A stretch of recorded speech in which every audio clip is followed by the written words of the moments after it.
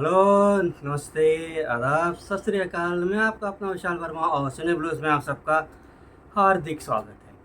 आज हम रिव्यू करेंगे फुले फ़िल्म की, जो ज्योतिबा फुले की जीवनी पे आधारित है और इसे अनंत नारायण महादेवन ने डायरेक्ट किया है और इसमें प्रतीक बब्बर ने ज्योतिबा फुले की भूमिका निभाई है और प्रतिलेखा ने भूमिका निभाई है उनकी धर्मपत्नी की।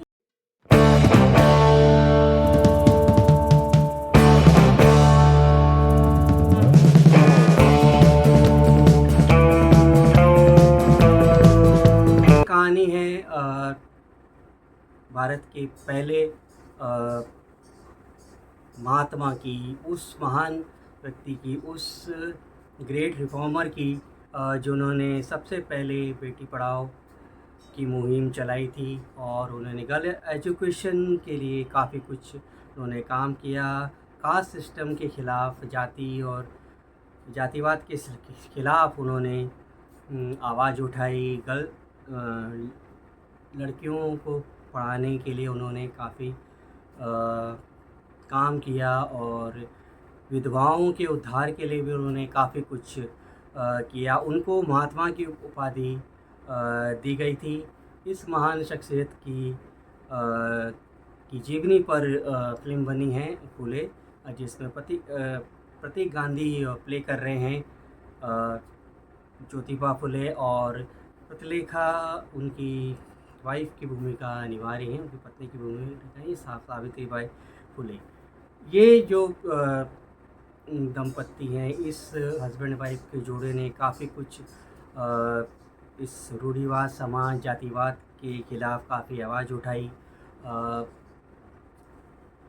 गर्ल एजुकेशन में काफ़ी तवज्जो दी। अगर हम ये कहूँ कि जो pioneers of Beti Padhao in India, Jyotiba Phule अगर कहूँ तो कुछ इसमें आश्चर्य की बात नहीं होगी।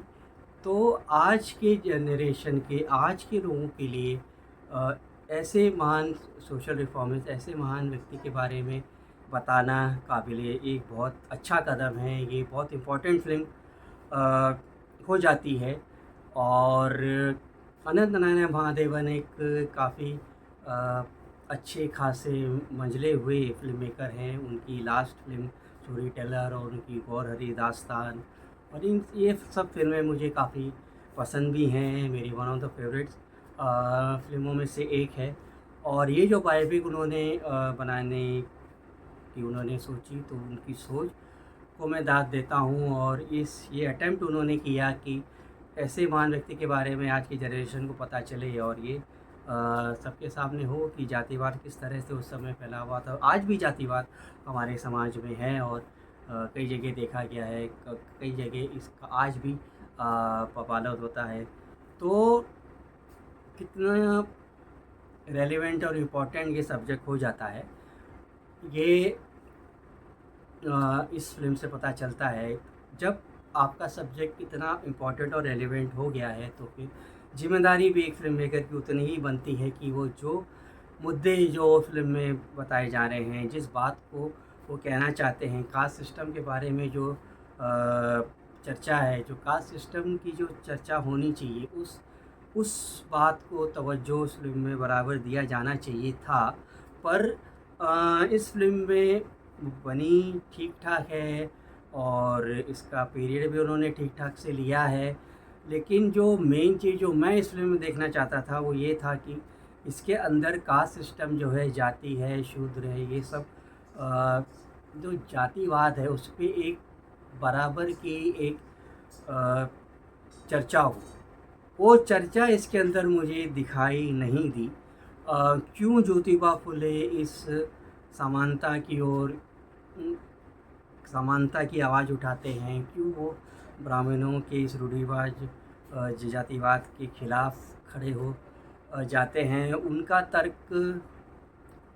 क्या है, ब्राह्मणों का तर्क क्या है, क्या वेदों में क्या लिखा है, ये सारी तर्कबाजी जो है वो होनी चाहिए थी उस फ़िल्म में, नहीं है। वो उतना इम्पैक्ट नहीं डाल पाती। हालाँकि इसके राइटर मुज़म्मिल बेग और अनदरान महादेवन दोनों ने मिलके उन सारी चीज़ों को हमें दिखाने की कोशिश की है, जिससे हमें देख के दुःख होता है, थोड़ा रोष भी आता है कि किस तरह से शूद्रों को झाड़ू पीछे टांग के और उनकी परछाइयों से भी धोया जाता था। उन मैले और गंदे कुएँ से उनको पानी पीना पड़ता था, और वो उनके उच्च जाति के सामने नहीं आ सकते थे, और जब उनको सड़क पे चलना है तो उनका एक अलग से एक टाइम था, उस समय वो सड़क पे चल सकते थे, और पीछे से उनको झाड़ू बांधा था ताकि वो जहाँ चले तो साथ में साथ वो जगह भी साफ़ हो। किस तरह से विरोध किया गया, सावित्रीबाई फुले के ऊपर गोबर फेंकी गई, और इन सारी ये बातें जब आप पर्दे पे देखते हैं तो आपको वो एक अंदर से एक उत्तेजना होती है, एक फीलिंग पैदा होती है कि किस तरह से इंसान को इंसान से बांटा गया था, लेकिन उसको एक डिबेट के रूप में एक जातिवाद के इस पहलू को नहीं स्ट्रॉन्गली सशक्त रूप से इसके राइटर डायरेक्टर पेश कर पाए हैं। हालांकि ज्योतिबा फुले की ज़िंदगी से जुड़े जो भी महत्वपूर्ण किस हिस्से हैं, उनकी ज़िंदगी के महत्वपूर्ण जो अचीवमेंट्स हैं, उन सबको उन्होंने दिखाने की कोशिश की है। तो ये एक कभी कभी ऐसा लगता है कि शो रील जैसी बन गई है, जिसमें सारे अचीवमेंट तो दिखाई दे रहे हैं लेकिन फीलिंग वो पैदा नहीं हो रही है। अंग्रेज़ों का जो षड्यंत्र था वो भी इसके अंदर मेंशन किया गया है, जो इस जातिवाद का इस्तेमाल करके वो अपनी क्रिश्चियनिटी को फैलाने में, कन्वर्जन में, वो उनका हिडन जो एजेंडा था वो भी इसके अंदर दिखाया गया है। लेकिन जो मेन मुद्दा जो है, जो जातिवाद की जो डिबेट है, वो इसके अंदर उतनी सशक्त रूप से बाहर नहीं आती है। ये इस पिक्चर का सबसे कमज़ोर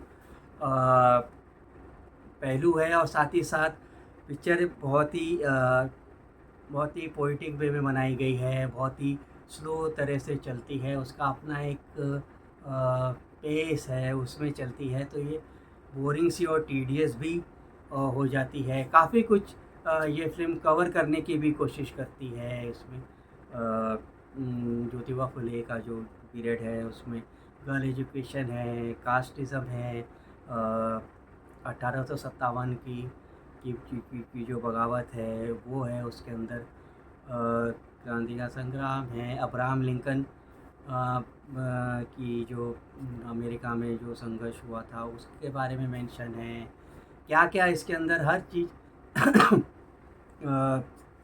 सबको लेने की कोशिश की गई है, लेकिन जो मेन जो सार था वो मुझे उस फिल्म के अंदर नहीं मिला। और साथ ही साथ एक और इसके अंदर एक दुर्भाग्य की बात ये है कि कृतिक गांधी अपने एलिमेंट में दी थी, उनसे जिस तरह की परफॉर्मेंस एक्सपेक्ट किया सकता, हालांकि बहुत ही गिफ्टेड एक्टर है, बहुत ही अच्छा काम करते हैं, लेकिन यहाँ पे उन्होंने ज्योतिबा फुले की भूमिका उन्होंने बहुत ही सरल तरीके से, बहुत ही इसी तरीके से निभाई है। बिलो पार हैं वो अपने रोल में, बिलो पार उन्होंने अपना काम किया है। हालांकि प्रतिलेखा जो हैं, जो उनकी वाइफ की भूमिका में, वो उनका कद ज़्यादा इस फिल्म में दिखाई दिया, और ज़्यादा स्ट्रॉन्ग भी वो इस फिल्म में नज़र आई। उनके ऊपर कुछ अच्छे डायलॉग्स भी उनको मिल गए। तो ये एक फ़िल्म का दूसरा माइनस पॉइंट है।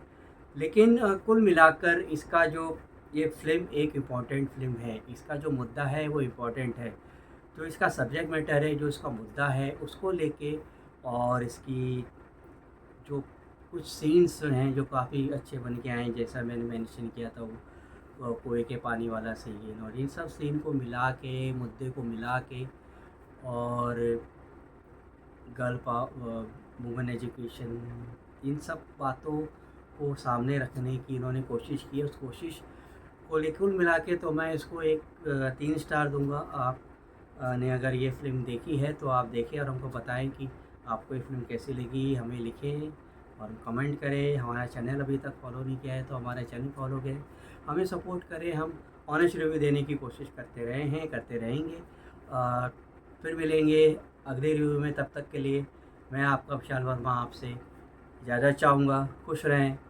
आबाद रहें, फिल्में देखते रहें, वेब सीरीज़ देखते रहें और अपना ख्याल रखें और अपनों का ख्याल रखें। Goodbye, thank you.